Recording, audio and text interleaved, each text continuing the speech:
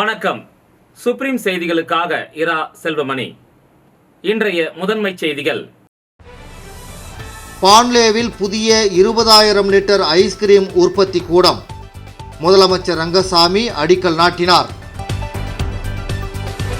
உலக அருங்காட்சியக தினம்.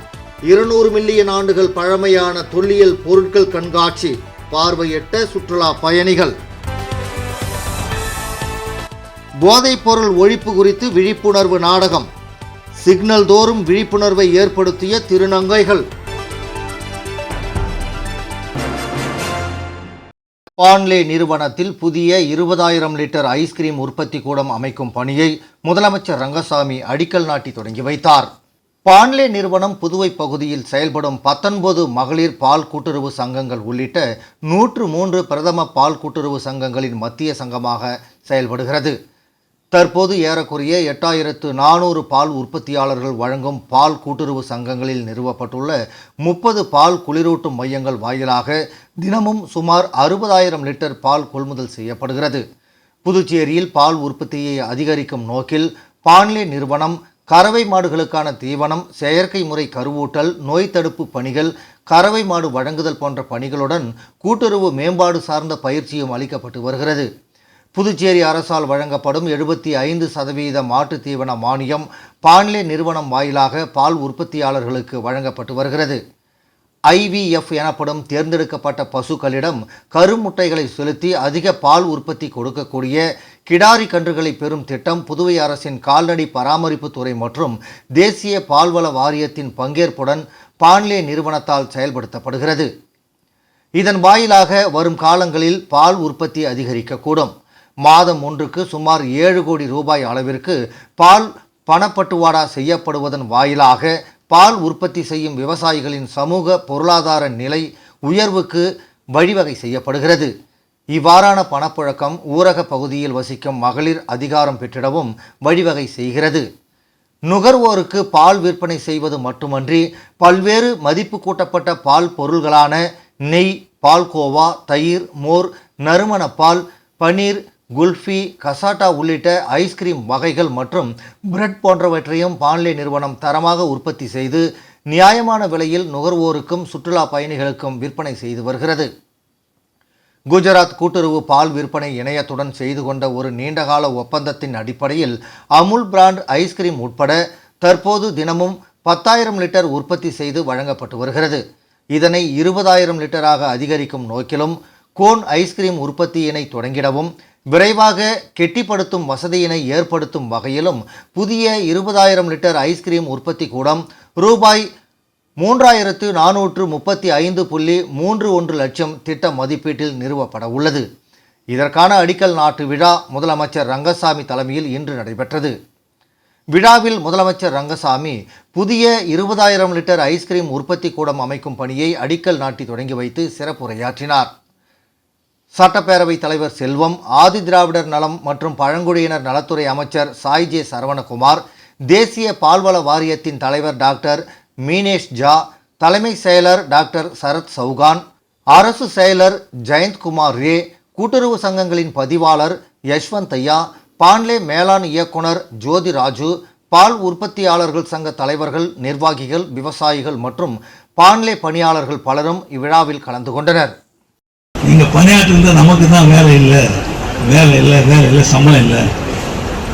லாபத்தில் கொண்டு வந்தாலும் சம்பளம் நல்லா கொடுக்க முடியும், காலத்தோடு கிடைக்கும், அதிக சம்பளம் கொடுக்க முடியும், பணி நிர்ணயம் செய்ய முடியும். இன்னைக்கு எத்தனை கோடி நஷ்டம் சொன்னால் 27 கோடி. இன்னும் ஒரு 10 நாள் கழிச்சு கேட்டால் 30 கோடி வந்ததுன்னு. அப்போ அதாவது நஷ்டத்தில் இயங்கத்தையும் அதிகமாக தவிர நஷ்டத்தை குறைச்சி லாபத்தை கொண்டு வந்து சொல்லக்கூடிய அளவில் யார் இருக்கணும்? நீங்கள் ஊழியர்கள் இருக்கணும், பணியாற்றுகின்ற ஊழியர்கள் இருக்கணும். அதை அக்கறை எடுத்துக்கொள்ள வேண்டும். என்னால் ஒரு கசப்பான உண்மை சொல்கிறேன்னு நினைக்கக்கூடாது. இதை நல்லா வளர்த்து வச்சுருந்தோம், பெரிய அளவு வளர்த்து வச்சுருந்தோம். ஆனால் இன்னைக்கு நஷ்டத்தை கொண்டு வந்துருக்கிறோம். அது மாதிரி இருக்கக்கூடாது. லாபத்தில் இயங்க வைக்க முயற்சிகள் எடுக்க வேண்டும், முயற்சிகள் செய்ய வேண்டும், எல்லாம் வேலை செய்யணும். ஒரு இரவு அதாவது நைட் ஷிஃப்ட் போடுவாங்கன்னா நைட் ஷிஃப்ட் வேலை செஞ்சால் இன்னும் அவங்களுக்கு அமுலில் கேட்குற மாதிரி நம்ம இன்னும் கொடுக்க முடியும். அவங்க 7,000 உற்பத்தி 7,000 இருக்கணும், 7,000 கொடுக்க முடியும். கொடுத்தா நமக்கு லாபம் அதிகம். நமக்கு லாபம் அதிகம் வந்தாலும் நம்ம நஷ்டத்தை குறைக்க முடியும். பின்னாடி நீங்கள் அந்த லாபத்தின் மூலமாக உங்களுக்கு சம்பளம் பங்கிருந்ததெல்லாம் கிடைக்கிற ஒரு வாய்ப்பு உண்டு. அதனால் இதை புரிந்து கொண்டு இங்கே பணியாற்றுகிறவர்கள் பணியாற்ற மற்ற இது மட்டும் இல்லை, கூட்டுறவு நிறுவனங்களில் பணியாற்றுகிறவர்கள் எல்லாம் அது மாதிரி நினச்சிட்டு பணியாற்றினா தான் எல்லாம் நிற்க முடியும். ஏன் சாத்தியத்துக்கு என்னன்னு கேட்பாங்க. நாங்கள் எவ்வளோ முயற்சி செய்கிறோம், நிமித்த முடியுமான்னு பார்க்குறோம், வளர்க்க முடியுமான்னு பார்க்குறோம். ஏன்னா கீழே போயிட்டு தூக்கின்றது அவ்வளோ சொல்ல முடியாது. நல்லா இருக்கும்போது உயர்த்திட்டு வேற, கீழே போயிட்ட பிறகு மறுபடியும் நிமித்தம் இருந்தது சிரமம். அதாவது இதெல்லாம் கூட்டுறவு சங்கத்தில் பணியாற்றுகின்ற ஊழியர்கள் இதை கவனத்தில் வைத்துக் கொள்ள வேண்டும். பொதுத்துறை நிறுவனங்கள் பணியாற்றுகிறவர்கள் எல்லாம் இது ஒரு எண்ணம் இருக்கணும். இது நம்ம அரசாங்கத்தில் வந்து போச்சு, நமக்கு ஒன்றும் கஷ்டம் இல்லை அப்படின்னு நினைக்கூடாது. இன்றைக்கி எத்தனை பாருங்கள், பேட்ஸ்கோ பேர் ஒன்றும் செய்ய முடியுதா? ஒன்றும் செய்ய முடியல. பல சர்க்கரை ஆலை, ஸ்பின்னிங் மில்லு எதுவும் செய்ய முடியுதா? செய்ய முடியல. ஆனால் இளைஞர்கள் வேலை இல்லை அப்படின்னு சொல்கிறாங்க. அப்போ வேலையை நாம் சரியாக செய்து நிறுவனங்களை வளர்த்தால்தான் அதன் மூலமாக நமக்கு இன்னும் பல இளைஞர்களுக்கு, படித்த இளைஞர்களுக்கு வேலை வாய்ப்பினை உருவாக்கி கொடுக்க முடியும். கூட்டுறவு அது நிறைய வாய்ப்பு உண்டு. கூட்டுறவு நிறைய வேலை வாய்ப்பு உருவாக்கி நம்ம கொடுக்க முடியும். பொதுத்துறை நிறுவனம் கொடுக்க முடியும். ஆனால் அது எல்லாத்தையும் லாபத்தில் நிலை நம்முடைய முக்கியமான பக்கம் ஊழியர்களுக்கு இருக்க வேண்டும். அதிகாரம் அதுக்கேற்றவாறு நடந்து கொள்ள நிர்வாகத்தை சரியாக கொண்டு செல்ல வேண்டும். நம்முடைய அரசாங்கம் பொறுப்பேற்ற பிறகு நம்முடைய என்டிஏ ஏறக்குறைய இப்போ 4000 பணியிடங்கள் நிரப்பப்பட்டு இருக்குது. 4000 பேருக்கு இளைஞர்களுக்கு வேலை கொடுத்துருக்கோம் 4 வருஷத்தில். முன்பு வேலை கொடுக்க முடியல, 5 ஆண்டுகளில் கொடுக்க முடியுதா? ஒரு ஆளுக்கு ஒரு இளைஞர் கூட வேலை கிடையாது. ஆனால் இன்றைக்கு 4000 பேருக்கு வேலை கொடுத்துருக்கோம். இன்னும் ஒரு 1000 பேருக்கு இந்த 6 மாதத்தில் கொடுக்க போகிறோம். 1000 பேருக்கு, அதாவது எல்டிசி ஒரு 300 பேருக்கு எல்டிசி அடுத்த மாதம் தேர்வு இருக்குது. அடுத்த மாதம் தேர்வு எல்டிசி யூடிசி 2 இருக்குது. மற்ற துறையில் உள்ள பதவி அத்தனை நிரப்புவதற்கு நடவடிக்கை இப்போ நம்ம அரசு எடுத்துகிட்டு இருக்கு. கொஞ்சம் காலதாமது, வேறு ஒன்றும் இல்லை. ஆனால் நிரப்புவதற்கு நடவடிக்கை எடுத்துகிட்டு இருக்குது. எல்லாம் அவருடைய தகுதி அடிப்படையில் தேர்வு மூலமாக தேர்வு செய்யப்படுவதால், அது எழுத்து தேர்வு மூலமாக தேர்வு செய்யப்படுவதால் கொஞ்சம் காலதாமதம் ஆகின்றது. இருந்தாலும் இன்னும் ஒரு 6 மாதத்துக்குள்ளாக 1000 பணியிடங்கள் இந்த அரசு நிரப்பும் என்று நேரத்தில் உங்களுக்கு தெரிவித்துக் கொள்ள விரும்புகின்றேன். ஒரு நல்ல வேலைவாய்ப்பை உருவாக்கி கொடுக்கக்கூடிய நிலையில் நம்முடைய கூட்டுறவு நிறுவனங்கள் வளர வேண்டும், வளர்ச்சி அடைய வேண்டும் என்பது என்னுடைய எண்ணம். படித்த இளைஞர்களுக்கு வேலைவாய்ப்பினை உருவாக்கி கொடுக்க வேண்டும் என்பது இந்த அரசுடைய ஒரு எண்ணம். அதனால் நீங்கள் நன்றாக பணியாற்றி நம்முடைய பாண்டிய நிறுவனத்தை மேலும் மேலும் சிறப்பாக நல்ல நிலையில் லாபத்தை கொண்டு வர முயற்சிக்க வேண்டும் என்று அனைவரும் கேட்டுக்கொண்டு, உலக அருங்காட்சியக தினத்தை முன்னிட்டு 200 மில்லியன் ஆண்டுகள் பழமையான தொல்லியல் பொருள் கண்காட்சி நடைபெற்றது. உலக அருங்காட்சியக தினத்தை முன்னிட்டு தாகூர் அரசு கலைக்கல்லூரி சார்பில் Puducherry white town Saint Louis வீதியில் உள்ள அரசு அருங்காட்சியக வளாகத்தில் பழங்காலத்தை எதிர்காலத்தில் பார்த்தல் என்ற தலைப்பில் ஒரு வாரத்திற்கு தொல்லியல் பொருட்காட்சி நடைபெற்று வருகிறது. இதில் தாகூர் அரசு கல்லூரி மாணவர்கள் தொல்லியல் ஆராய்ச்சியாளர் ரவிச்சந்திரன் தலைமையில் புதுச்சேரியில் சேகரிக்கப்பட்ட 2500 ஆண்டுகளுக்கு முன்பு இறந்த மனிதர்களை அடக்கம் செய்ய பயன்படுத்தப்பட்ட முதுமக்கள் தாழியின் உடைந்த பாகங்கள், மனித எலும்பு துண்டுகள், 800 ஆண்டுகளுக்கு முன்பு ஆதி மக்கள் பயன்படுத்திய இரும்பு கத்திகள், 200 மில்லியன் ஆண்டுகளுக்கு பழமையான படிமங்களால் கிடைத்த கடல் சங்கு, கிளிஞ்சல் உள்ளிட்ட தொல்லியல் பொருட்கள் காட்சிப்படுத்தப்பட்டிருந்தது. இதனை சுற்றுலா பயணிகள் ஆர்வமுடன் பார்வையிட்டனர். மேலும் இந்த கண்காட்சியில் புதுச்சேரி மட்டுமல்லாமல் வெளிமாநில வெளிநாட்டைச் சேர்ந்த சுற்றுலா பயணிகளும் கலந்து கொண்டனர். மேலும் இந்த கண்காட்சியில் 20 முதல் 50 ரூபாய் வரை கட்டணம் நிர்ணயிக்கப்பட்டுள்ளது. இங்கு அருங்காட்சியக ஆண்டு நாளாக இந்த கண்காட்சியை வைத்திருக்கோம். இந்த கண்காட்சியில் பழங்கால பொருட்கள் 2500 ஆண்டுகளுக்கு முற்பட்ட முதுமக்கள் தாழியிலிருந்து எடுக்கப்பட்ட தொல்லியல் பொருட்களை இங்கு எப்படி சுத்தம் செய்து, அகழ்வாய்விலிருந்து எடுக்கப்பட்ட பொருட்கள் சுத்தம் செய்து அருங்காட்சியகத்துக்கு கொண்டு வரப்படுகின்றன என்பதை 4 விதமாக வைத்திருக்கிறோம். மண்பாண்டங்கள், உலோகப் பொருட்களான இரும்பு சம்பந்தப்பட்ட உலோகங்கள், எலும்பு பொருட்கள் மற்றும் படிவங்கள் என 4 வகையான பொருட்கள் எப்படி பூமியில் கிடைக்கின்றது, அந்த கண்டெடுக்கும்போது அது எந்த வகையில் உள்ளது, அதை எப்படி நாங்கள் சுத்தம் செய்து முழுமையான ஒரு பொருளாக மாற்றி அது அருங்காட்சியகத்தில் கொண்டு வந்து காட்சிப்படுத்தப்படுகிறது என்பதை இங்கு விரிவாக கண்காட்சியில் வைத்திருக்கிறோம். இந்த கண்காட்சியின் நோக்கமே எதிர்கால தலைமுறையினர் பழங்கால கலாச்சாரத்தையும் தாங்கள் எந்த கலாச்சாரத்திலிருந்து வந்தோம் என்பதை அறிந்து கொள்வதற்கும், இந்த கண்காட்சி வைக்கப்பட்டுள்ளது. அதற்காக நாம் என்ன செய்ய வேண்டும், இன்று நாம் என்ன செய்ய வேண்டும் என்பதை இந்த கண்காட்சியில் காட்சி பொருளாக வைத்திருக்கிறோம்.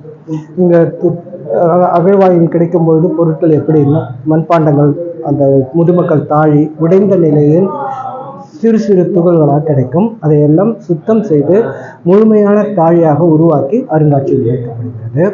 இரும்பு பொருட்கள் 2500 ஆண்டுகளாக உள்ளே துருப்பிடித்து நொறுங்கி போய் கிடைக்கும். அவைகளை அகழ்வாய்ந்து முறைப்படி எடுத்து அதை சுத்தம் செய்து சோடியம் ஹைட்ராக்சைடில் போட்டு க்ளீன் பண்ணி உள்ளே இருக்கிற அயன் ஆக்சைடை ரிமூவ் பண்ணிவிட்டு அதுக்கப்புறம் அது மேலே பிவிஏ கோட்டிங், பாலிவினைல் கோட்டிங் கொடுத்து இங்கே டிஸ்பிளேயில் வைக்கிறோம். அதுக்கு டேக்லாம் போட்டு டிஸ்பிளேயில் வைக்கிறோம் அப்படின்றதையும் இங்கே காட்சிப்படுத்தி வச்சுருக்கிறோம். ஸோ இந்த அருங்காட்சியக நினைவு நாள் அன்று இதை கண்காட்சியாக ஒரு வாரம் இதை வைத்துக்கொண்டு போதையும் அதன் சார்ந்த பாதையும் என்ற தலைப்பில் மதுவால் ஏற்படும் உயிரிழப்புகளை தடுக்கும் வகையில் புதுச்சேரி முழுவதும் உள்ள முக்கிய சாலை சந்திப்புகள் மற்றும் சிக்னல்களில் சுமார் 50க்கும் மேற்பட்ட திருநங்கைகள் போதை ஒழிப்பு குறித்து விழிப்புணர்வு நாடகம் நடத்தினர். போதை அது அழிவின் பாதை என்ற நோக்கத்துடன் சமுதாயத்திற்கும் ஆரோக்கியத்திற்கும் எதிராக உலக அளவில் எழுந்திருக்கும் பிரச்சனை போதை பழக்கத்திற்கு அடிமையாவதாகும். வயது வரம்பு இன்றி சமுதாயத்தில் போதை பழக்கம் வேரூன்றி உள்ளது. அப்படிப்பட்ட போதை பழக்கத்தால் பல்வேறு சாலை விபத்துகள் தொடர்ந்து ஏற்பட்டு வருகிறது. சராசரி இந்தியாவில் போதையால் விபத்து ஏற்படுவது மிகவும் அதிகமாக காணப்படுகிறது. இந்த நிலையில் போதை பழக்கத்தை கட்டுப்படுத்த தமிழகம் மற்றும் புதுச்சேரி அரசு பல்வேறு நடவடிக்கைகளை மேற்கொண்டு வருகிறது. போதை பழக்கத்தை கட்டுப்படுத்த எத்தகைய நடவடிக்கைகள் மேற்கொள்ளப்பட்டு வந்த போதிலும் போதை பழக்கம் முற்றிலுமாக ஒழித்துவிட முடியவில்லை. போதைப் பொருட்களை பயன்படுத்துவோர் பல்வேறு கஷ்டங்களுக்கு ஆளாவதோடு பிறருக்கும் தீங்கு விளைவிப்பவர்களாக மாறுகின்றனர். மேலும் வர்த்தக ரீதியில் உலகெங்கும் போதைப் பொருட்கள் சந்தைப்படுத்தப்படுகின்றன. இதனால் இளைய சமுதாயம் முற்றிலும் பாதிக்கப்படுகிறது. மேலும் மது அருந்திவிட்டு சாலையில் செல்வோரின் எண்ணிக்கையும் அதிகரித்து வருகிறது. இவர்களால் அவர்களுக்கு மட்டும் தீங்கு விளைவிக்காமல் எதிரே வருபவர்களுக்கும் தீங்கு விளைவிக்கின்றனர். இந்த நிலையில் இதனை கட்டுப்படுத்த சமூக நலத்துறை மற்றும் சகோதரன் சமூக நல மேம்பாட்டு நிறுவனம் மற்றும் போக்குவரத்து காவல்துறை சார்பாக போதையும் அதன் சார்ந்த பாதையும் என்ற தலைப்பில் மதுவால் ஏற்படும் உயிரிழப்புகளை தடுக்கும் வகையில் புதுச்சேரி முழுவதும் உள்ள முக்கிய சாலை சந்திப்புகள் மற்றும் சிக்னல்களில் சுமார் 50க்கும் மேற்பட்ட திருநங்கைகள் போதை ஒழிப்பு குறித்து விழிப்புணர்வு நாடகம் நடத்தினர். நாடகத்தில் தொடர்ந்து கவிதை வாசித்தும் போதை குறித்து பல்வேறு வாசகங்கள் பொதுமக்களிடம் நடித்து காட்டினர். இதை பார்த்த பொதுமக்கள் வியப்படைந்தனர்.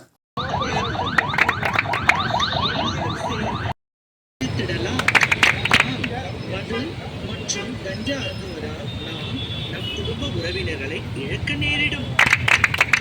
இதர போதைப் பொருள் உயிருக்கு ஆபத்து விளைவிக்கும் போதை மருந்து மற்றும் கஞ்சா பொருள் தவிர்க்க வேண்டும்.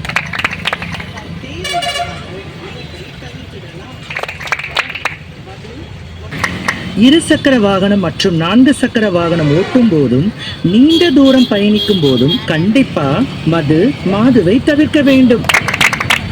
தேவையில்லாமல் விபத்து கஞ்சா அருந்துவதால் நாம் நம் குடும்ப உறவினர்களை இழக்க நேரிடும்.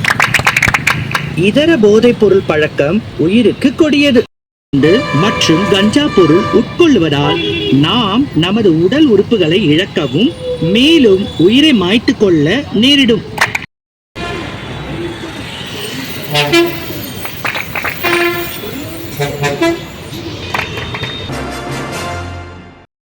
ஆபரேஷன் சிந்தூரில் உயிரிழந்த இராணுவ வீரர்களுக்கு மரியாதை செலுத்தும் வகையில் இராணுவ வீரர்களின் துப்பாக்கி, தொப்பி மற்றும் ஷூ ஆகியவற்றிற்கு அவரது குடும்பத்தினர் அஞ்சலி செலுத்தும் மர சிற்பங்களை தத்ரூபமாக உருவாக்கி அரசு கல்லூரி மாணவர் அசத்தியுள்ளார். புதுச்சேரி அடுத்த சேலியமேடு கிராமத்தைச் சேர்ந்தவர் ஜெகதீஷ். புதுச்சேரி அரசு பாரதியார் பல்கலைக்கூடத்தில் நுண்கலை அறிவியல் பயின்று வருகிறார். இவர் பயன்படுத்தப்படாமல் தூக்கி எறியப்படும் மரப்பொருட்களை வைத்து பல்வேறு வடிவங்களில் விழிப்புணர்வு சிலைகள், விலங்குகள், பறவைகள், தேச தலைவர்களின் உருவ பொம்மைகள் மற்றும் மர சிற்பங்கள் உள்ளிட்ட பல்வேறு வகையான சிற்பங்களை உருவாக்கி அசத்தி வருகிறார். அந்த வகையில் இந்தியா பாகிஸ்தான் போரில் ஆபரேஷன் சிந்தூரின் போது உயிரிழந்த இராணுவ வீரர்களுக்கு மரியாதை செலுத்தும் விதமாக பயன்படுத்தப்படாமல் தூக்கி எறியப்பட்ட தென்னை மர ஓலைகள், தென்னை மர நாறு, பனைமர பொருட்கள், பாக்குமர தட்டுக்கள், மூங்கில், கம்பு மற்றும் சோளத்தட்டுக்கள், பிளாஸ்டிக் பொருட்கள், பஞ்சு வகைகள் உள்ளிட்ட வேஸ்ட் பொருட்களை கொண்டு இராணுவ வீரர்கள் பயன்படுத்தும் துப்பாக்கி, அவர்கள் அணிந்த தொப்பி மற்றும் ஷூ போன்றவைகளை உருவாக்கியும் போரின் போது உயிரிழந்த இராணுவ வீரர்களின் குடும்பத்தினர் அஞ்சலி செலுத்துவது போன்றும் ஜெகதீஷ் தத்ரூபமாக உருவாக்கி இருக்கிறார். இது பார்வையாளர்களை வெகுவாக கவர்ந்துள்ளது. புதுச்சேரி மரப்பாலத்தில் உள்ள நுண்கலை பயிற்சி மையத்தில் உருவாக்கிய இராணுவ வீரர்களின் படைப்பை ஏராளமான பொதுமக்கள் பார்த்து செல்கின்றனர். மேலும் சிலர் போட்டோ எடுத்தும் செல்ஃபி எடுத்தும் மகிழ்ந்தனர். போரில் உயிரிழந்த இராணுவ வீரர்களுக்கு அவரது குடும்பத்தினர் அஞ்சலி செலுத்தும் விதமாக மரப்பொருட்களால் உருவாக்கப்பட்ட வீடியோ தற்போது இணையத்திலும் வைரலாகி வருகிறது. மாணவன் ஜெகதீஷ் சேலேமேடு அரசு பள்ளியில் பயிலும்போது உமாபதி என்ற ஆசிரியரிடம் நுண்கலையை கற்றுக்கொண்டார். மேலும் பெட்ரோல் பங்க் ஊழியர்களுக்கு பைக் வாங்கி கொடுத்த KPY சாம்பியன் பாலாவை ஊக்கப்படுத்தும் வகையில் மரப்பொருட்களால் பைக் செய்து பாலாவுக்கு வழங்கினார் என்பது குறிப்பிடத்தக்கது. என் பேர் ஜெகதீஷ். நான் அரியாங்குப்பத்தில் பாரதியார் பல்கலைக்கழகத்தில் 1ஆம் ஆண்டு படிக்கிறேன். எனக்கு சின்ன வயசுலேருந்தே இயற்கை பொருளை வச்சு கலை பொருள்லாம் செய்யறது நிறைய ஆர்வம் உண்டு. நம்ம புதுசாக ஏன்னா இப்போ ஒர்க் பண்ணணும்னு சொல்லிட்டு யோசிக்கும்போது நம்ம இந்தியாவுக்கும் பாகிஸ்தானுக்கும் திடீர் சண்டை நடந்து, அந்த சண்டையில் நம்ம இந்திய இராணுவ வீரர்கள் நிறைய பேர் இருந்தாங்க. அவங்கள நினைவுபடுத்தும் விதமாக அவங்க பயன்படுத்துகிற கன், ஷூ, கேப் எல்லாத்தையும் இயற்கை பொருளான பாக்குமர தட்டு, மூங்கில் குச்செல்லாம் வச்சு நான் ரெடி பண்ணியிருக்கேன். இது அந்த சண்டையில் உயிரிழந்த இராணுவ வீரர்களுக்கு சமர்ப்பிக்கிறேன் இந்த ஒர்க்கை. புதுச்சேரியில் டெல்லி போலீஸ் அதிகாரி பேசுவதாக கூறி பெண்ணின் வங்கி கணக்கு விவரங்களை பெற்று ரூபாய் 1.5 லட்சம் மோசடி செய்யப்பட்டது தொடர்பாக சைபர் கிரைம் போலீசார் விசாரணை நடத்தி வருகின்றனர். பாகூரை சேர்ந்த ஒருவரை செல்போனில் தொடர்பு கொண்ட மர்ம நபர் தன்னை கடன் வழங்கும் அதிகாரி என அறிமுகப்படுத்தி கொண்டுள்ளார். தன்னால் ரூபாய் 2 லட்சம் வரை குறைந்த வட்டியில் கடன் பெற்று தர முடியும் என்று கூறியுள்ளார். அதை உண்மை என்று நம்பிய நபரும் அதற்கு ஏற்பாடு செய்யுமாறு கூறியுள்ளார். உடனே அந்த நபர் கடன் பெற சேவை வரி உள்ளிட்டவற்றுக்கு ரூபாய் 48,500 செலுத்த வேண்டும் என்று தெரிவித்துள்ளார். இதையடுத்து அவரும் பணத்தை ஆன்லைன் மூலம் செலுத்தியுள்ளார். ஆனால் அதன் பின்னரும் கடன் கிடைக்காததால் அவர் மோசடி செய்யப்பட்டதை உணர்ந்துள்ளார். இதேபோல் கருவடி குப்பத்தைச் சேர்ந்த பெண்ணை தொடர்பு கொண்ட மர்ம நபர் டெல்லியிலிருந்து போலீஸ் அதிகாரி பேசுவதாகவும் அந்த பெண்ணின் பெயரில் சட்டவிரோத பண பரிமாற்றம் நடந்துள்ளதாகவும் அவரது வங்கி கணக்கு விவரங்களை சமர்ப்பிக்கவும் கூறியுள்ளார். அதன்படி அந்த பெண் தனது வங்கி கணக்கு விவரங்களை தெரிவித்ததும் அவரது கணக்கிலிருந்து ரூபாய் 1,53,000 மோசடி செய்யப்பட்டுள்ளது. மேலும் வீராம்பட்டினத்தைச் சேர்ந்த பெண் ஒருவர் பிரபல ஓட்டல் ஒன்றின் பெயரில் போலியான இணையதள முகவரியை தொடங்கி ரூபாய் 20,400 மோசடி செய்யப்பட்டுள்ளதாக புகார் தெரிவித்துள்ளார். இந்த புகார்கள் தொடர்பாக சைபர் கிரைம் போலீசார் விசாரணை நடத்தி வருகின்றனர். விளம்பர இடைவேளைக்கு பிறகு செய்திகள் தொடரும். புது உலகம், புது வாழ்க்கை, அதை ஒரு இளவரசியைப் போல கடந்து செல்லணும். அதுக்கு நம்மளை அலங்கரிக்க முகல் காலகட்டத்தின் கலாச்சாரத்தை தழுவி அற்புதமான தங்க நகைகளை மெஹஃபில் கலெக்ஷனாக உருவாக்கி தருது ஜோசா லுகாஸ். மெஹஃபில், இனி மனங்களை வெல்லலாம். Mehfil, classical Mughal design jewelry from Josa Lucas. புது உலகம், புது வாழ்க்கை, அதை ஒரு இளவரசியைப் போல கடந்து செல்லணும். அதுக்கு நம்மளை அலங்கரிக்க முகல் காலகட்டத்தின் கலாச்சாரத்தை தழுவி அற்புதமான தங்க நகைகளை மெஹஃபில் கலெக்ஷனாக உருவாக்கி தருது ஜோசா லுகாஸ். மெஹஃபில், இனி மனங்களை வெல்லலாம். Mehfil, classical Mughal design jewelry from Josa Lucas. வெற்றியை தாரக மந்திரமாக கொண்டு இன்றைய மாணவர்களை நாளைய வல்லுநர்களாக உருவாக்கி கொண்டிருக்கும் சௌமியா பாராமெடிக்கல் இன்ஸ்டிடியூட். மருத்துவம் சார்ந்த வேலை வாய்ப்பு கல்விகள். NEET repeated courses for all batches. Admissions going on. Degree courses: BSc Medical Laboratory Technology, BSc Dialysis Technology, BSc Optometry Technology, BSc Radiology Medical Imaging Technology, BSc Operation Theatre Technology. Diploma courses later entry மூலம் direct second year. Uniform, record, lab coat முற்றிலும் இலவசம். படிக்கும் போதே பகுதி நேர வேலை வாய்ப்புக்கு உத்தரவாதம். 100% அரசு தர சான்றிதழ் வழங்கப்படும். டிப்ளமோ கோர்சஸ் ஃபீஸ் ரூபாய் 10,000 மட்டுமே. தவணை முறையிலும் கட்டணத்தை செலுத்தலாம். புதுவையில் ஊதியத்துடன் பயிற்சி தரும் ஒரே கல்வி நிறுவனம்.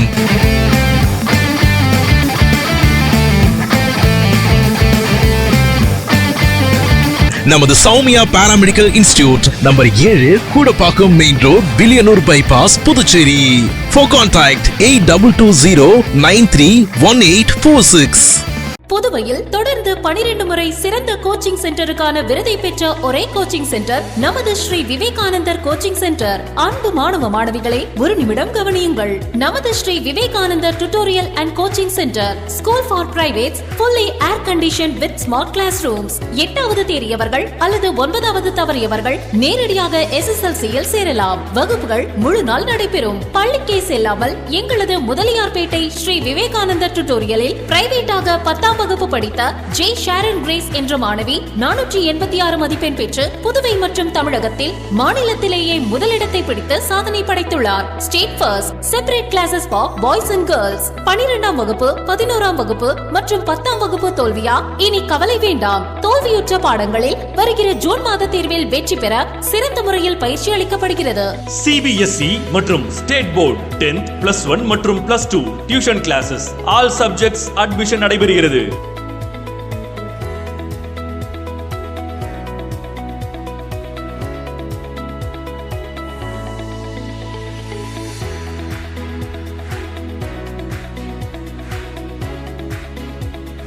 Popular Center for Success since 1989. Contact VCC Nagarajan, Vivekanandar Coaching Center and Tutorial, Vellalar Street, Mudaliyarpet, Pondicherry. Phone 04132357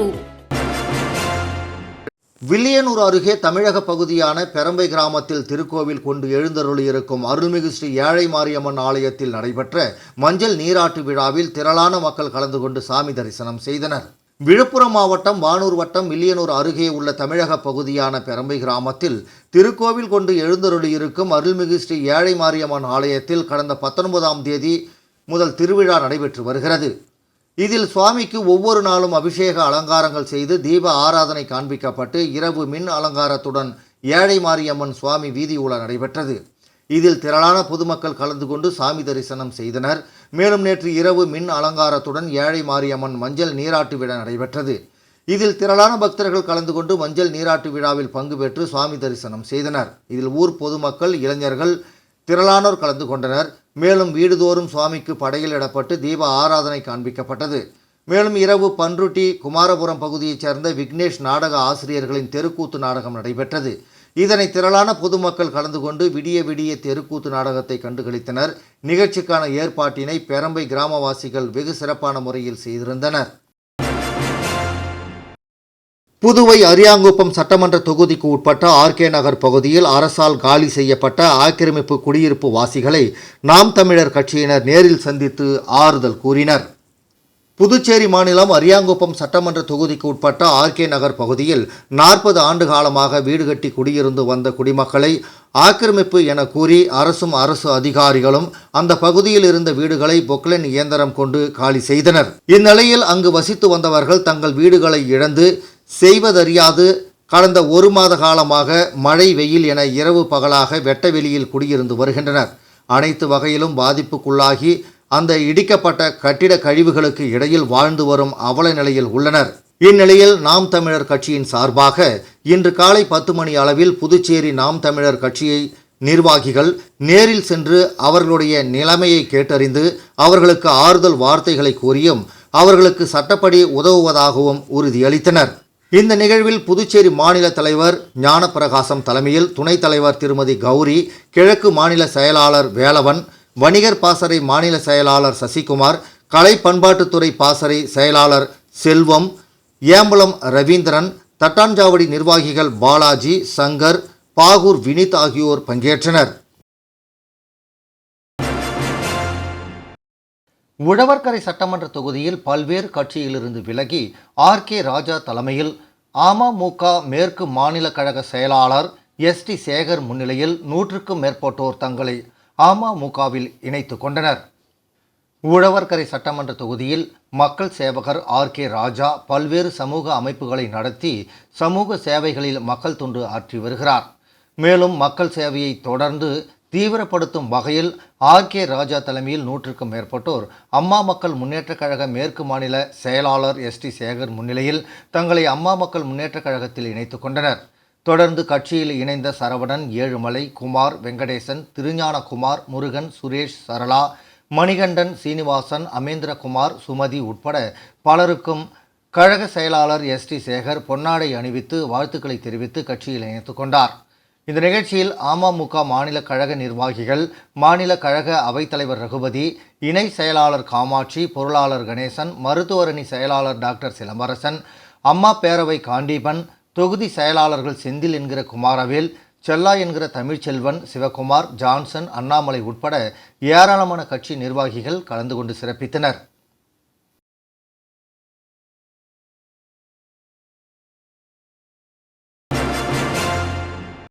Pooranankuppam முழியன்குளம் சீரமைப்பு கட்டுமான பணி அரசு அனுமதியுடன் பூரணாங்குப்பம் கிராம மக்களின் ஒத்துழைப்புடன் தற்போது Gayathri charities, Exnora international foundation, NDSO ஆகிய NGOக்கள் பங்களிப்புடன் பூரணாங்குப்பம் தனசுந்தராம்பாள் சேரிட்டபிள் சொசைட்டியை கட்டி வருகிறது. பூரணாங்குப்பம் முழியன்குளம் சீரமைப்பு கட்டுமான பணி அரசு அனுமதியுடன் பூரணாங்குப்பம் கிராம மக்களின் ஒத்துழைப்புடன் தற்போது Gayathri charities, Exnora international foundation, NDSO ஆகிய NGOக்கள் பங்களிப்புடன் பூரணாங்குப்பம் தனசுந்தராம்பாள் சேரிட்டபிள் சொசைட்டியை கட்டி வருகிறது. 1 கோடி மதிப்பீட்டில் செய்யப்படும் பணிக்கு மேலும் சில கம்பெனிகளின் CSR ஃபண்டும் கோரப்பட்டுள்ளது. இப்பணியினை நேற்று பார்வையிட்ட மணவெளி தொகுதி முன்னாள் சட்டமன்ற உறுப்பினர் புருஷோத்தமனின் மகனார் குமுதன் அவர்கள் பார்வையிட்டு தனது பங்களிப்பாக 100 மூட்டை சிமெண்ட் முழியன்குளம் சீரமைப்பு பணி குழுவிடம் அன்பளிப்பாக வழங்கினார். நிகழ்வில் பூரணாங்குப்பம் தனசுந்தராம்பாள் சேரிட்டபிள் சொசைட்டி நிர்வாகிகள் மற்றும் ஊர் பொதுமக்கள் பலரும் கலந்து கொண்டனர்.